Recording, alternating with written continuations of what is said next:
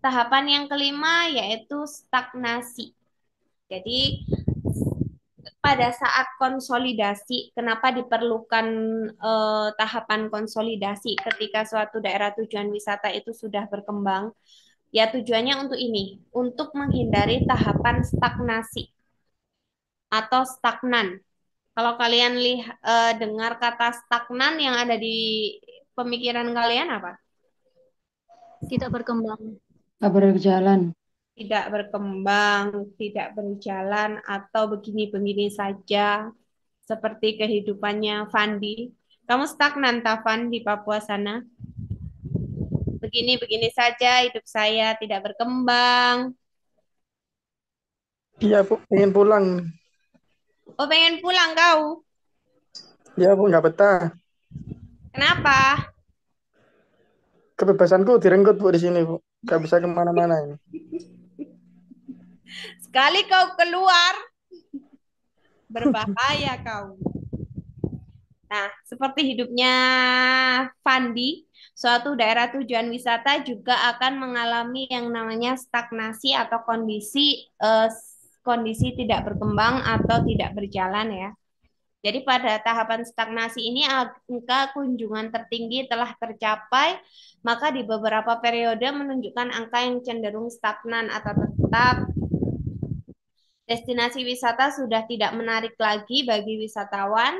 Wisatawan yang masih datang adalah mereka yang termasuk repeat guest atau mereka yang tergolong wisatawan yang loyal, dan program-program promosi mulai dilakukan dengan sangat intensif.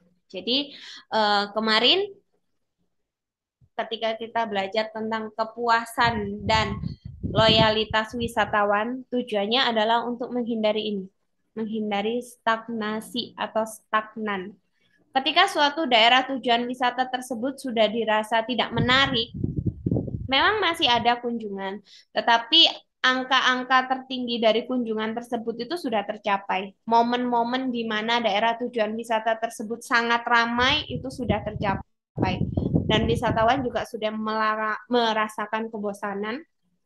Mereka yang datang itu termasuk ke dalam wisatawan yang memiliki loyalitas atau yang karena memang ada alasan tertentu. Contoh, karena masih punya kenangan di tempat tersebut. Kamu ada tah, Van? Tempatnya udah sepi, tapi Banyak Bu di kamu Malang Bu. sering berkunjung. Di mana? Di Malang Bu, sering ke Malang soalnya. Oh, lah Ada rumahmu mana loh, Van? Enggak, maksudnya dulu Bu. Kan sekarang di Papua Bu, beda Bu. Enggak, dulu rumahmu di mana? Saya Surabaya Bu, Oh, arek Surabaya. asli Surabaya. Iya, Dekat tapi stasiun. kalau main akur ya, main ke Malang gitu, nggak ada Persebaya, nggak ada Arema.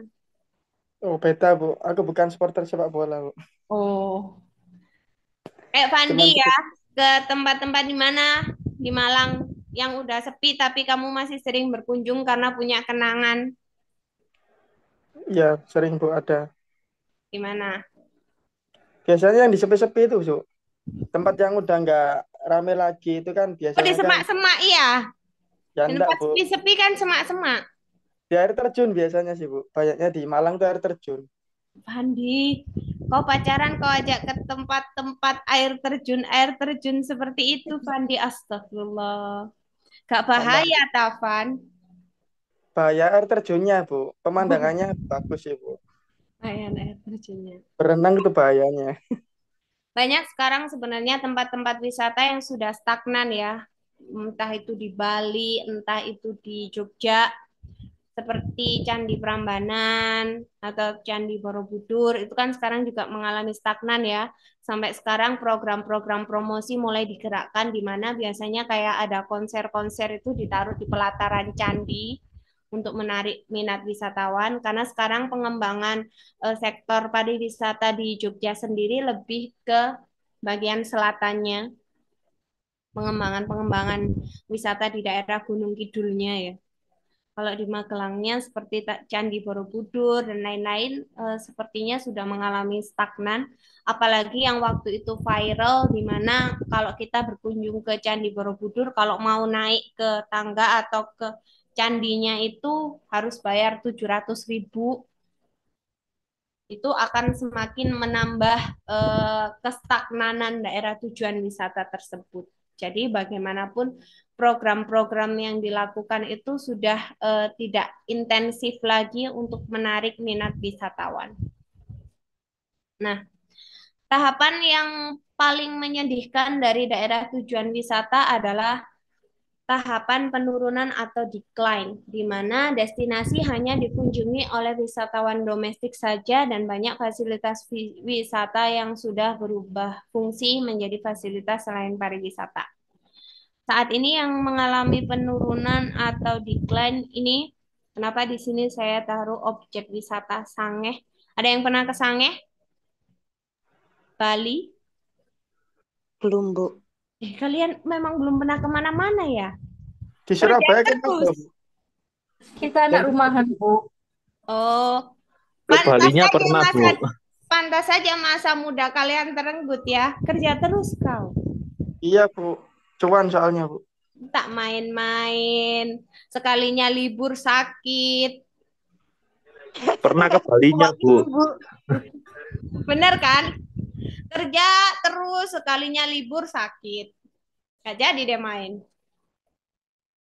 Jadi Sangeh ini dulu salah satu objek wisata di Bali, di mana di sana itu banyak monyet-monyet. Memang wisatanya yang menarik itu. Jadi monyet-monyetnya itu dibiarkan berkeliaran di daerah tersebut. Dan menurut sumber yang pernah saya baca, objek wisata Sangeh itu sekarang sudah mengalami penurunan. Yang datang ke sana juga masih masyarakat-masyarakat lokalnya saja. Bahkan kemarin pada saat pandemi COVID-19, jadi sebenarnya penurunan itu sudah terjadi mulai Maret 2020 sampai sekarang ini masih ada beberapa penurunan. Bahkan kemarin pada saat masa pandemi COVID-19 itu pengelola dari objek wisata ini sendiri pun mengalami kesusahan untuk mendapatkan pemasukan karena monyet-monyet yang ada di situ kan harus diberi makan. Kelaparan, Bu. Ya, Gede mereka rugi. sampai mengandalkan beberapa pemberian atau beberapa donasi dari masyarakat sekitar untuk membelikan makan untuk monyet-monyet tersebut. Ya, kita doakan saja semoga objek wisata Sangeh bisa keluar dari zona decline-nya. Karena kalau kita mendengar salah satu tempat wisata terus mengalami penurunan atau bahkan nantinya tutup itu kayak sedih ya. Karena nanti hanya akan tinggal kenangan gitu. Ada lagi kah yang punya pengalaman pernah kemana? Ya setidaknya kalian emang nggak pernah main. Tapi kan mungkin pernah baca-baca atau dengar-dengar berita tempat wisata yang saat ini sudah mengalami penurunan.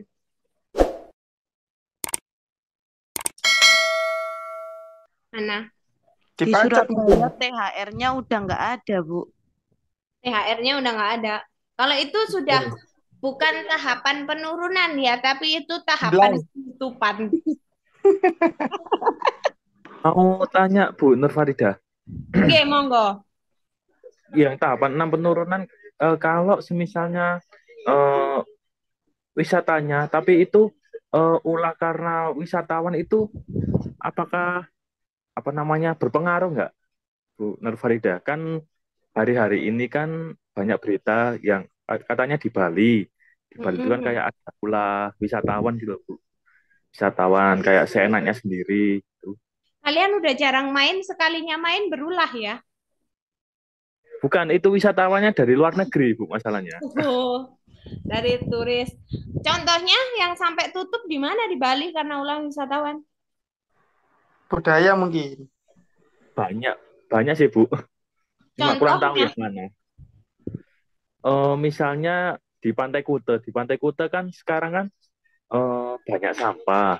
Kan sekarang kan yang wisatawan asing kan banyak yang buang sampahnya di situ gitu. Tapi masih rame Kuta. Orang-orang juga ketika ke Bali juga masih ke sana. Jadi dia bukan penurunan ya. Kalau penurunan ini lebih ke sudah jarang sekali dikunjungi selain masyarakat-masyarakat sekitar aja yang ke situ. Itu pun ke sana mungkin hanya sesekali. Tapi kalau Kuta itu Ya mungkin memang untuk pantainya sudah nggak sebagus dulu, sudah nggak sebersih dulu, tetapi Hah? untuk wisata sunsetnya itu masih juara, masih banyak kok yang main ke sana. Kalau di Kenjeran itu, Bu, mungkin pernah tahu. Oh, kamu Yang di mainnya ke Kenjeran ya? Kenjerannya ini pas ya ini loh pas dulu ada kolam renang. Oh, Kenjeran Park. Nah, ya, itu kan sudah ditutup karena Sama-sama ada kejadian. Madura apa aku masih nggarai, Mas? Astagfirullahaladzim. Emang ditutupnya kenapa? Kalau itu bukan karena ulah wisatawan ya setahu saya, tapi kolam renangnya itu justru karena tidak ada perbaikan, tidak ada pemeliharaan dari pengelola wisatanya yang waktu itu ada kecelakaan itu kan?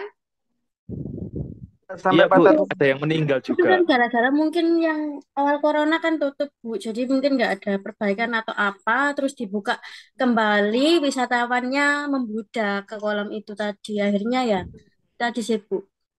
Berarti bukan karena Kesulitannya itu kesalahan wisatawannya kan? bukan sih, Bu, seharusnya. Cuma memang pondasinya aja yang udah rapuh.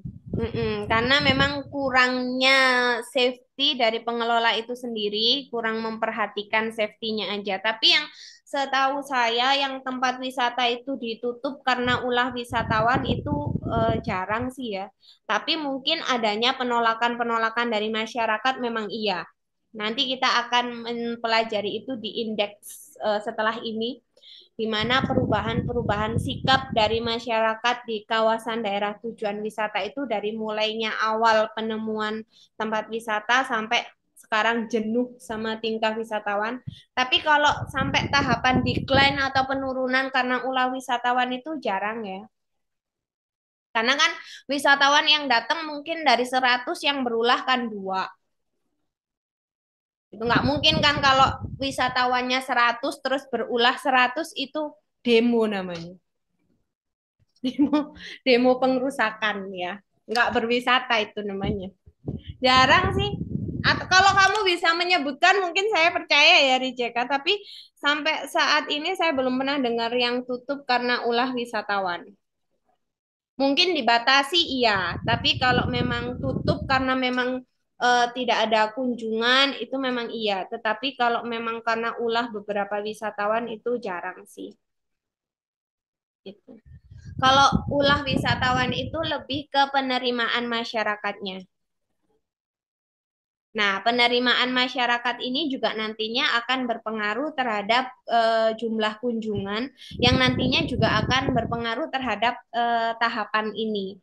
Cuman kalau dari tahapan-tahapan tersebut, kalau sampai penutupan itu mungkin jarang ya. Tapi ya mungkin sepi aja, jadi stagnan aja.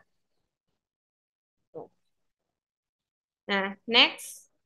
Ada tahapan yang terakhir yaitu peremajaan atau rejuvenation, di mana mulai dilakukan pertimbangan dengan mengubah pemanfaatan destinasi atau mencoba menyasar pasar baru, mereposisi atraksi wisata. Jadi di tahapan terakhir karena dirasa mempertahankan atraksi wisata yang seperti di awal tahap penemuan itu kan akan sulit ya, karena yang namanya usaha atau bergerak dalam bidang pariwisata, kemarin kan kita lebih banyak pada bidang jasa ya, dan utamanya yang memang kita sasar konsumennya adalah manusia, di mana manusia itu ada yang mengalami namanya rasa bosan. Kecuali yang berhubungan dengan kebutuhan pokok. Kalau kalian makan bosan ya nggak mungkin kan. Tapi karena wisata ini adalah kebutuhan selain kebutuhan pokok, maka terkadang orang-orang itu akan mengalami rasa bosan atau jenuh. Nah, perlunya peremajaan itu adalah untuk mempertahankan siklus hidup dari daerah tujuan wisata itu sendiri. Seperti yang masih ada dan sudah mengalami tahapan peremajaan itu ini di daerah ini loh, wisata Bahari Lamongan. Pernah main ke sana? WBL itu, Bu. Ya, Dulu kan di Pernah. sana yang terkenal kan waktu awal-awalnya kan Tanjung Kodok sama Gua Maharani. Ya, sekarang udah punah, Bu. Bukan punah, masih ada. Oh, Masih iya, ada, masih. Kalau punah itu sudah tak ada, Fandi.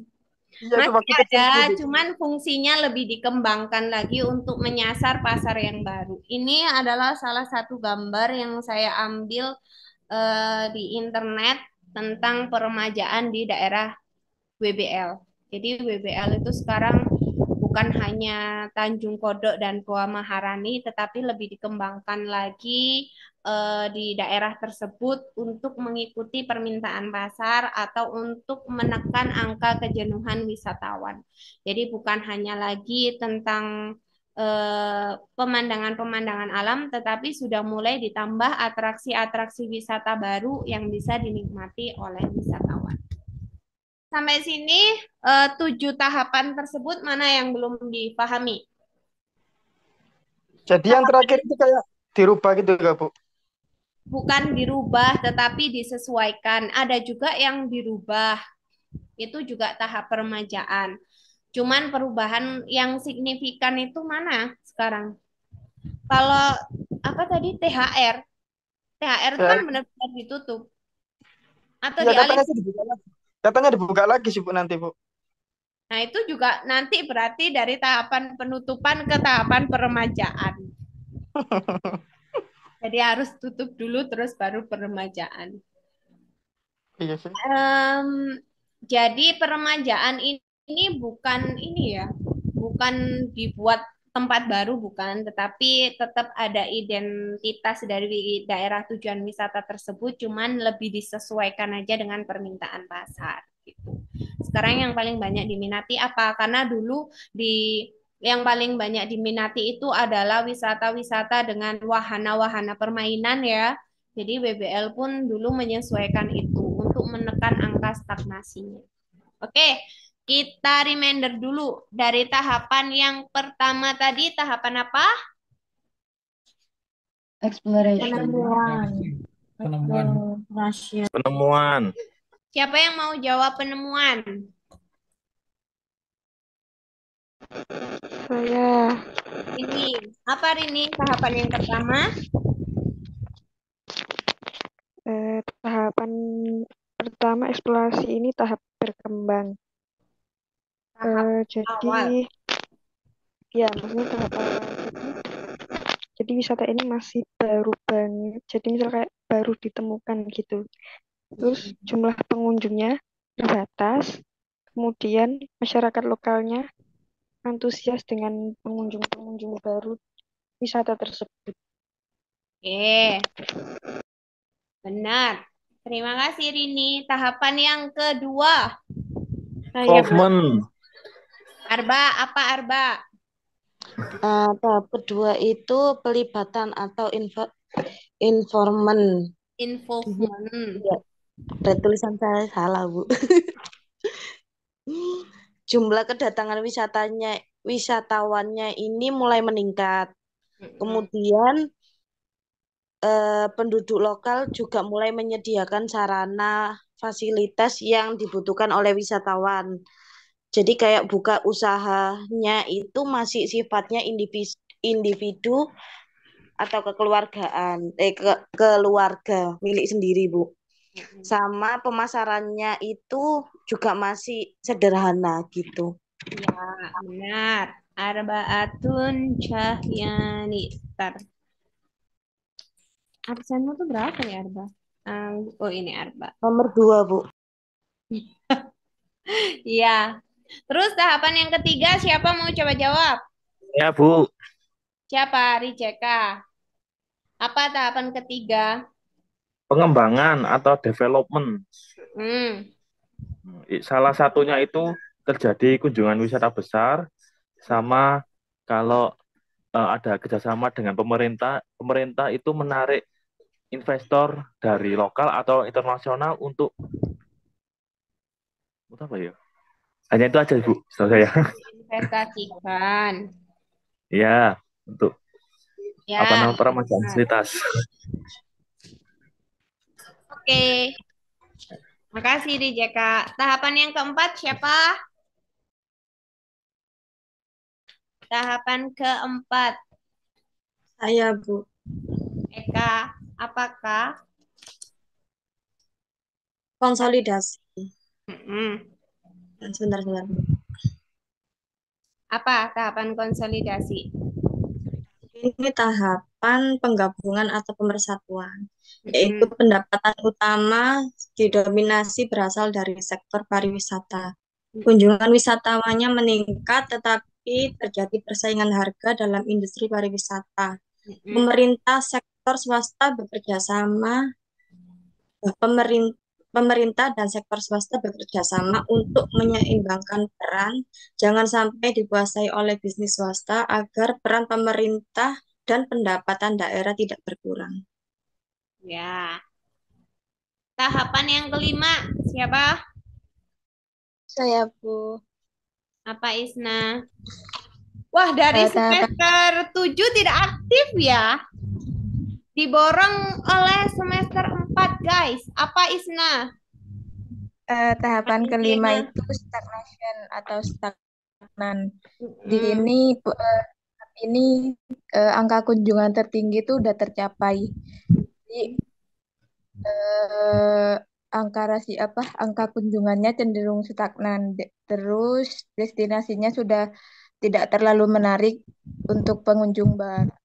Ya, dan yang masih datang itu lebih ke yang repeat guest atau wisatawan yang loyal. Dan program promosinya sudah lebih intensif gitu, Bu.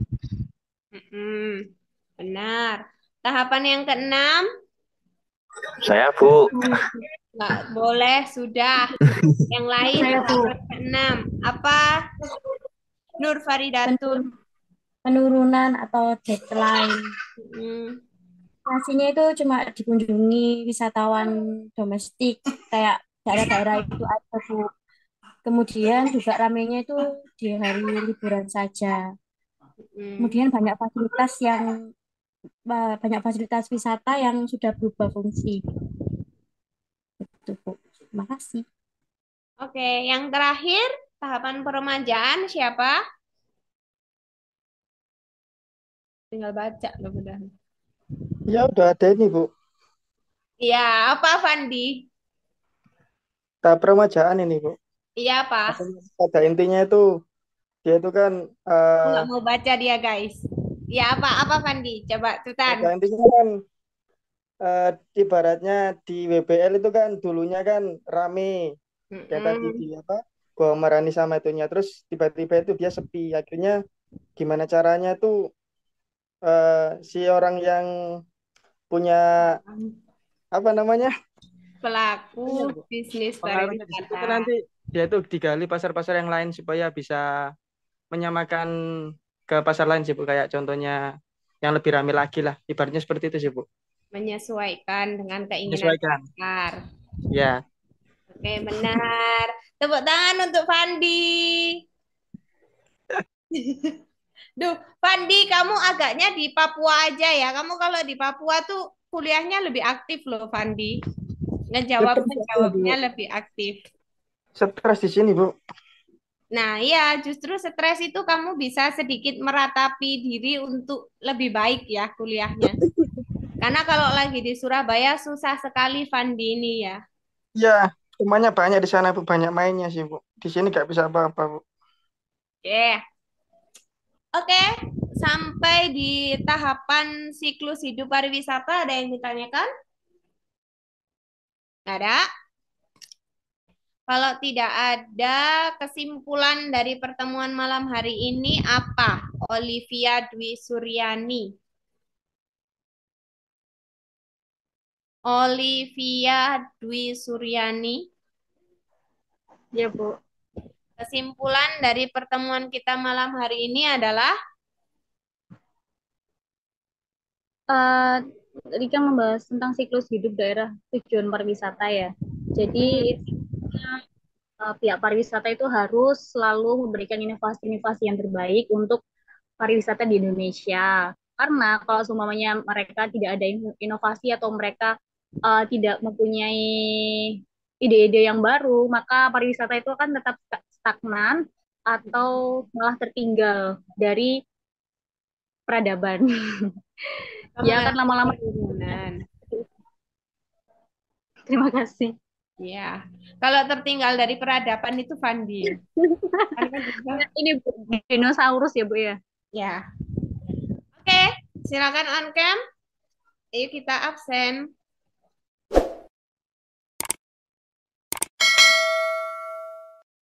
1, 2, 3. Terima kasih untuk materinya. Terima kasih untuk materi. Terima kasih untuk waktunya malam hari ini. Semoga apa yang kita pelajari bisa bermanfaat untuk kita semua. Mohon maaf apabila ada salah-salah kata. Selamat istirahat. Kita nggak tahu ya tanggal 2 nanti itu masuknya cuti bersama, perkuliahannya masuk atau enggak. Kalau enggak, kita akan membahas sisanya. Kalau masih masuk, kita akan membahas sisanya. Kalau libur nanti malam hari ini, materinya saya kirim. Kalau kalian ada pertanyaan, silakan bisa langsung menghubungi ke saya. Ya. Baik, Bu. Terima kasih. Sekali lagi, Assalamualaikum warahmatullahi wabarakatuh. Waalaikumsalam. Bu Nur Farida, terima kasih untuk materinya. Sama-sama.